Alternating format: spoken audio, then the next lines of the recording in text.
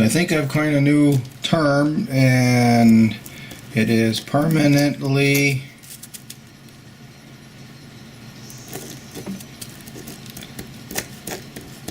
guilty. Right there. And what I mean by that is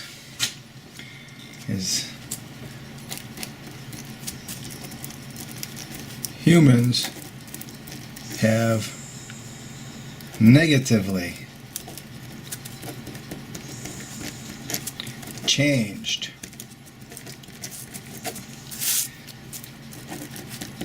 biological succession. No, I think I should have put one C and two S's. Anyways, that's what I mean by it. And I'm going to grab a circle here on the paper. That's the Earth, the big E. And I think probably the most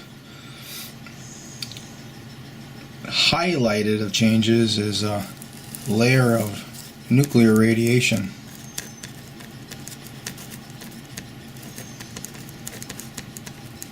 That's from, testing bombs. Well, actually, the United States bombed another country using nuclear bombs and testing it, and now all these accidents that are occurring from aged nuclear power plants. Another one, I think, would be agriculture. Just the impact of agriculture alone is enough, but now they've added all these chemical poisons.